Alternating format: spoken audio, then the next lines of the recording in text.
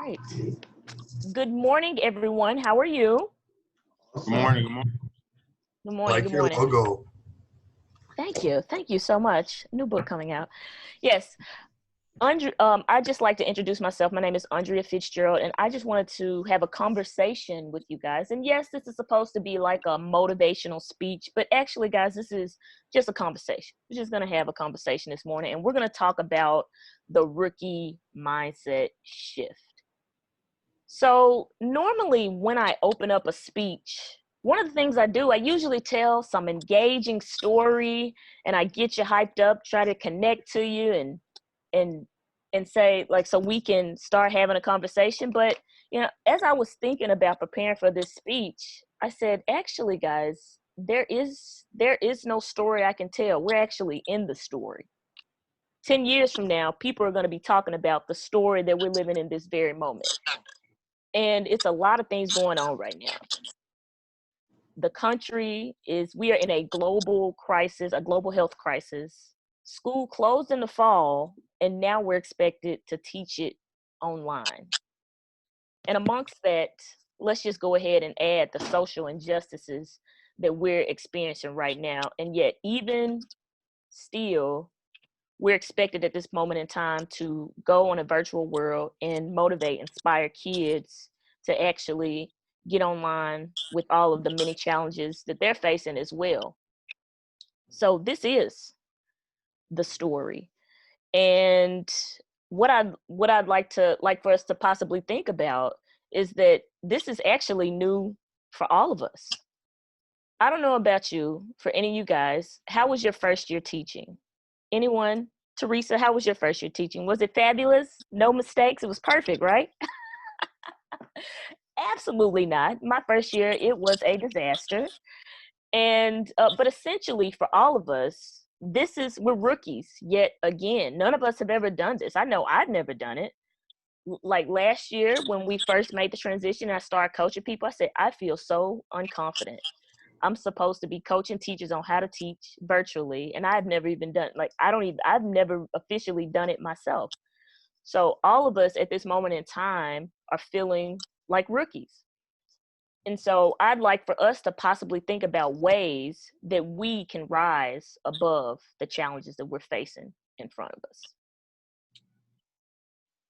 So how do we navigate?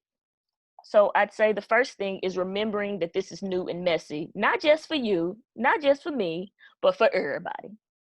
The students, our leaders, our educators, it's brand new. We've never done this before.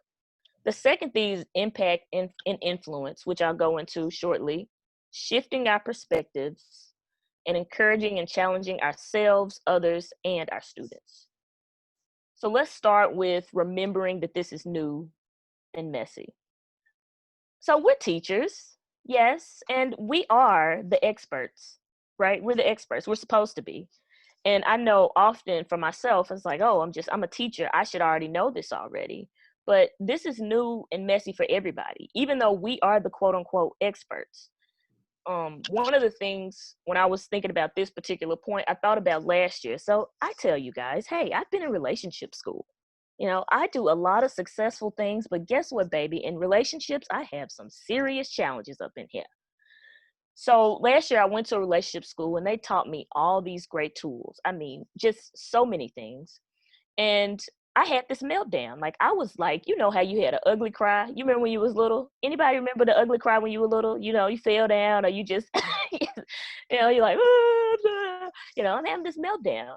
And the coach, she says to me, she says, understand that this is going to be messy because often as people, what we think, we learned something or we're starting something new and oh my gosh, this is a linear process. That's exactly what it is. Let's go back right quick. Okay. Yeah, we often think that this is a linear process. Like we think that we're going to just learn something and it's going to be just like this. Oh, I'm already there already. But you know what actually happens when we're learning something new? It goes a little bit like this. Oh, I got it. Oh, no, I don't. Oh, yes, now I do. Oh, that's actually how it goes. And it brings on a variety of emotions, and that's okay. but this is new, it's messy, you're just beginning, and that's okay. It's all about it's this guy Venky in Toastmasters, he told me one time, he said there's actually no such thing as failure. It's only two sides of the coin. It's you actually doing it and you getting back up and trying again. Like that's it. So if we can shift our perspectives and look at it that way, this is just messy. We're all learning. Oh no. The second thing I would say is understanding the impact and influence that we have on our students, right? And I think often, in the midst of it all, we often can think that, I mean, man, like I'm struggling. How am I really going to support kids? But I want to tell you a quick story about how important and how impactful we are as teachers. When I first became a teacher, my second year of teaching, I had a student. His name was Charles. Now it was my second year, and I asked him to do a problem. And you know what Charles said to me? He said, "Miss Fitzgerald, I ain't doing it." And I was like, oh my gosh, how do I respond to this? Because if you let him off the hook, it's the beginning of the year, then students are going to think that, oh my gosh, well, I don't have to do anything. And so it's like heat on my neck. I'm freaking out inside. And I say, well, Charles, I think that you can do it. And he attempts a problem. I mean, we had a little, we went back and forth for a little bit, but he attempted the problem. Now, Charles, I probably didn't see him after that. That was the first 2 weeks of school. Charles would come sometimes he wouldn't. He skipped my class a lot. So Charles just disappeared. And I'm just like, oh, okay, I guess he transferred. Fine. So it's my last year teaching. It's like 7 years later. And I get a knock on my door. Guess who it is? It's Charles. And Charles, I said, Charles, what happened to you? You disappeared. It was just like you was here and then you was gone. What happened? He said, Miss Fitzgerald, I was locked up. He said, I've been away for however many years, but you know what I'm doing now? Like you really had an impact on me, and I'm really trying to get myself together now. And I said, Charles, you can do that. But we had 2 interactions, maybe 2 interactions. And so when we understand that our students, we may be the bright spot that they see every day.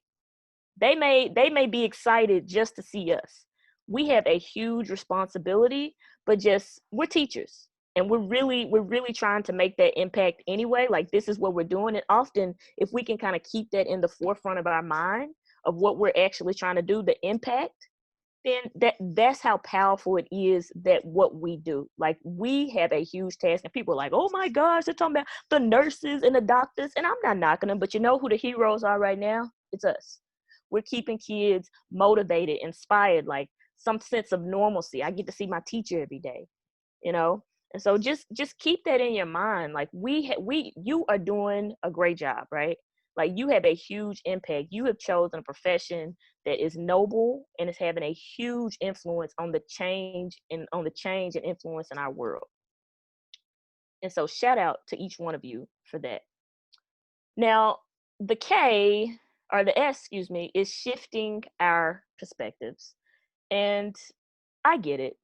It's really hard out here in these streets. Like I'm not about to sit up here and say like, oh my gosh, yes, like this is going to be easy. It's not.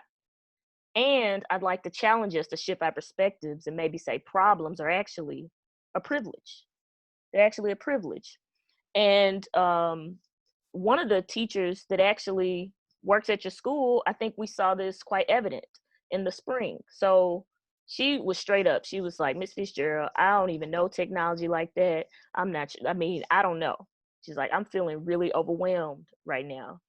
And it was amazing to see her progress and growth by just her willingness to dig in. It was a problem, right? Like we don't have technology. She has said for years that she actually wanted to do it. And now because of this specific problem, she now has developed the skills of being more technologically savvy because of this particular problem, right? And so often we look at problems, you're like, oh Lord, I'm about to have a meltdown. But it's actually an opportunity and a blessing for us whenever we get these problems, because they're a privilege for us to level up and really be reintroduced to who we actually really are. That's the beauty in problems. We love great things. We love things to be great, but we actually grow when we hit the wall, right? And so the last thing I would say here is encourage and challenge yourself, each other, and your students. this is not going to be easy. I'm not going to sit here on this computer and tell you that this is going to be the easiest thing we've done. It's not. And it also requires a little bit of love. And you know what love is? Love is support and challenge. So, support, I'm going to challenge you to be phenomenal, challenge yourself to be phenomenal, but also give yourself a little support and grace and compassion. Your students, your leaders, your administrators are all doing the very best that they can, and you are too, right? So just be kind, compassionate, and patient with yourself. And I'll close it out with this last equation: E plus R equals O. Does anyone know what that means? No? Great. Well, I'm going to go ahead and tell you because I'm a math person.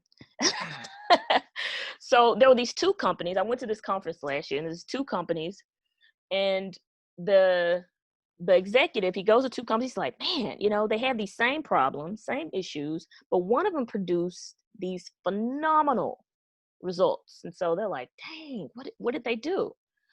And so they start talking to people about like they start talking to one of the companies. They're like, okay, well, what did you do? He said, well, we made this adjustment, we made that change, this adjustment, da da da da da.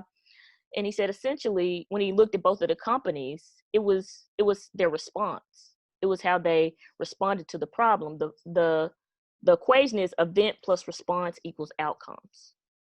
So two different companies, same problem, but their response determined the results that they had. The event has happened. We are in a global crisis. We're going to virtual school. It's happening. But it's all about how we respond is what's going to determine the outcomes. And so we have a choice in this very moment to decide how we want to do that. And so remember, success is not final. Failure is not fatal. It's the courage to continue that counts. And thank you for each one of you, your courageousness and your willingness to stay in the game. And I'm out. Have a great day.